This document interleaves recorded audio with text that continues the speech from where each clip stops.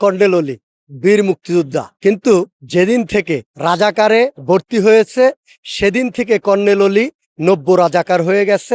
সেই নব্য রাজাকার কর্নেল অলি আসলে যার নিজের ভোট নাই, যে নিজের সংসদ সদস্য না, সে কিভাবে রাষ্ট্রপতি নির্বাচন করে এটা আসলে আমাদের মাথায় ধরে না, আমরা বুঝি না। এবং যে রাজাকাররা কর্নেল অলিকে সিলেকশন করলো অর্থাৎ রাষ্ট্রপতি নির্বাচন করার জন্য, আর এই কর্নেল অলি মাথা পাগল, মাথায় কিছু নাই, সে নিজেও রাজি হইল রাষ্ট্রপতি নির্বাচন করবে। আসলে এই ধরনের কর্নেল অলি যারা রাজাকারের সাথে যোগ দেওয়ার পরে, ক্লাস করার পরে নব্য রাজাকার, রাজাকারের জন্য যা বলার দরকার তা বলবে, কিন্তু তারা রাষ্ট্রপতি হওয়ার যোগ্য না। এবং রাষ্ট্রপতি নির্বাচন সে কিভাবে করলো এটাও আসলে আমাদের মাথায় ধরে না। রাষ্ট্রপতি নির্বাচন যদি আপনি করতে হয়, সর্বপ্রথম সংসদে আপনার একটা ভোট থাকতে হবে, আপনি সংসদ সদস্য হইতে হবে।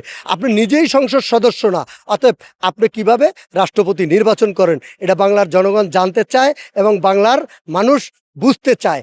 এই যে নির্বাচনটা গেল এবং উনি বলল মির্জা ফখরুল ইসলাম আলমগীরকে উনি 2001 সাল থেকে চেনে, এর আগে আর চেনে না। তার মানে দেখছেন উনি কত বড় রাজাকার হয়ে গেছে। অর্থাৎ ফখরুল ইসলাম আলমগীরকে উনি চেনে না, উনি বিএমপি করতেন। এখন রাজাকারের সাথে যোগ দেওয়ার পরে ওনার মাথা পাগল হয়ে গেছে, মাথায় কোনো কাজ করে না, যার কারণে আবল তাবল বকতেছে এবং ওনার কথাবার্তার কোনো আসলে রাজনীতিবিদ যে এইটা আসলে আমাদের কাছে মনে হয় না। আর এই ধরনের কর্নেল অলি যারা এইভাবে যদি আগামী দিনে রাজনীতি করে, বাংলাদেশের জনগণের জন্য হাস্যকর, হাস্যের খোরাক যোগাবে, আসলে মানুষের ভালো কিছু আসলে কর্নেল অলি দিতে পারবে না। অতএব এরা এখন পাগল হয়ে গেছে।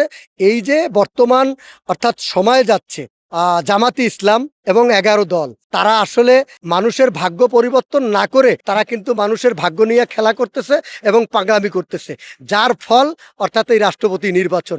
এবং তারা তো নির্বাচনে রাষ্ট্রপতি হইতে পারে নাই, পারবেও না। কারণ হলো সর্বপ্রথম তাদের যে নীতি এবং যে সিস্টেমটা, সেই জায়গায় তাদের ভোট ছিল না কর্নেল অলির, তারপরও তারা দিয়ে নির্বাচন করাইছে।